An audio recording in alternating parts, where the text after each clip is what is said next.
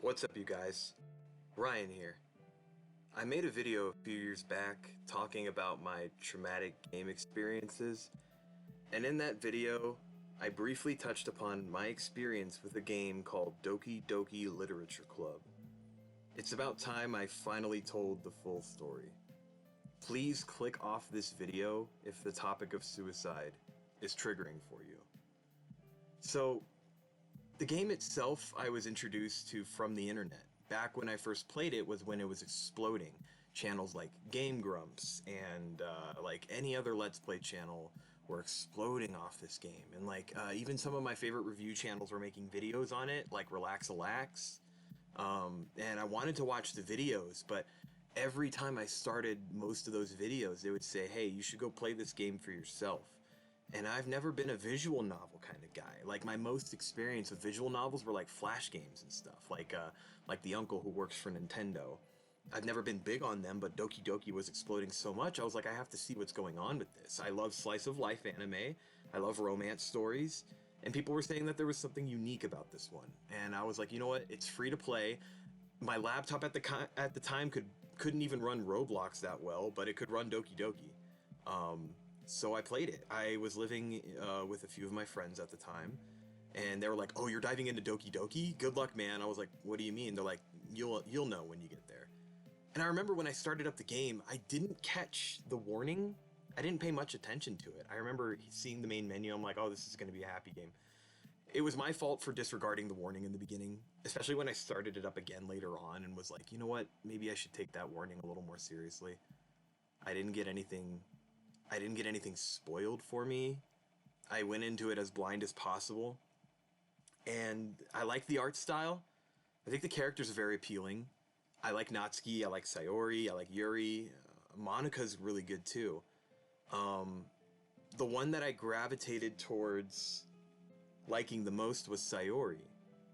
I've watched so much slice of life anime, and most of the time my favorite ends up being the childhood friend because they're who the main character ends up with, and they're the ones who are the most fleshed out of all the characters. So I was like, you know what? If I have a choice to pick somebody, it's probably going to be Sayori. And Yuri comes along, and I was like, you know, she's probably my second choice, but then I got to know Natsuki, and I was like, she's pretty cool. And Monica had this like air of mystery to her, but I always gravitated towards Sayori. I always wanted to write the poems to make Sayori impressed. I always showed her my poems first. I always complimented her poems, or at least the main character would say stupid shit and I wouldn't agree with him, but you know, at the same time, I tried to make choices that would make Sayori happy. And as we go through the game, we start learning more about Sayori's character, and I start relating to her a lot more, personally, because she's depressed. And I was like, holy shit, a lot of the stuff that she's saying, it made me want to help her. It made me want to be there for her even more. And God, okay, again, seriously, click off this video if you don't like the topic of suicide, but I did tell her that I loved her. When the confession scene came up, I was like, I love you, and I want you in my life forever. You know, that whole scene. But I didn't do enough. Getting the Sayori ending is very hard to do on your first run, and I didn't know this at the time.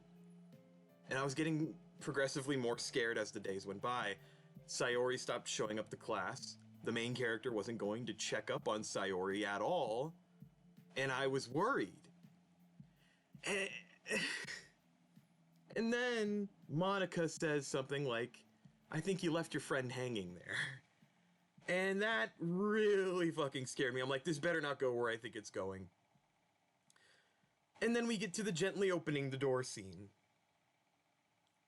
I knew it was coming. I didn't want to think it was coming, but the genuine shock of seeing Sayori's dead body hanging there in her room made me actually throw up. I remember as soon as that popped up on screen, I screamed, ran into the bathroom, and started throwing up. I was legitimately upset. I didn't turn off the game or anything. The game just kept going on its own, and I remember I was terrified to open up my laptop again. because I was scared that I would open up the laptop and I would see her again on my screen.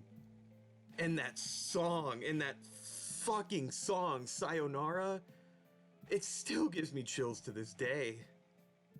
Eventually, I actually didn't even end up continuing. I remember I deleted the game after all that happened, and I just ended up watching the videos on the game, seeing all the endings and all the different routes to go on, and I'm happy that there is a Sayori route where she can live, but I'll never forget the feeling that it made me feel. It fucking messed me up for weeks. I remember when my roommates came back in and they saw that I was just like under my blanket. This was like an hour after I had finished throwing up. I was just in my bed crying, and they were wondering what was wrong with me, and I was like, it was Doki Doki. Doki Doki fucked me up. And they're like, oh shit, like, are you gonna be okay? I was like, yeah, I just need to breathe. It wasn't what I was expecting it to be, and I should have taken the warnings seriously. That was on me. But I haven't played a visual novel since. There's a lot of visual novels that my friends have recommended me playing, and I've just been so turned off from the genre because of Doki Doki. It's a good game. It has good things in it, but I will never forget the genuine terror I felt from Sayori's dead body just hanging there. I mean, suicide is very sensitive to me as well. It's a very triggering thing for me because I myself have firsthand experience with suicide. And I've also lost people close to me to suicide. And at that point, suicide was incredibly sensitive to me. It still is, but at that point it was vitriolic, and my reaction was so visceral. I've never like legitimately thrown up from anything that I've watched before, because I watch all these horror movies, I watch all this disgusting shit, and it never makes me even close to throwing up. But it was that shock, that terror.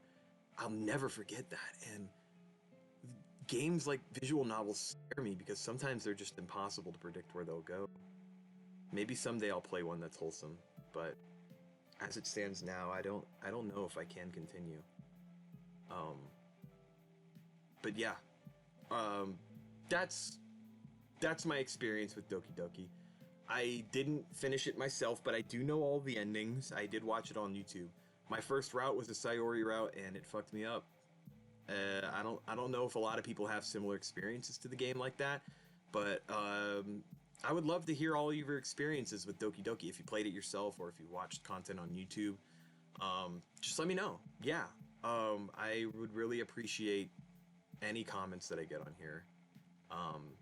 Yeah, this is very hard for me to talk about, but I felt like it was time to talk about it. I get a lot of people asking why I don't talk about Doki Doki, and that's why. It's a very traumatic thing for me, but that happened a few years ago, so it's a little easier to talk about. So now if you guys are curious as to why I don't talk about it, I'll send you this video. Thank you so much for watching. Hope you had a good time on Ride Time. I will see you all next time.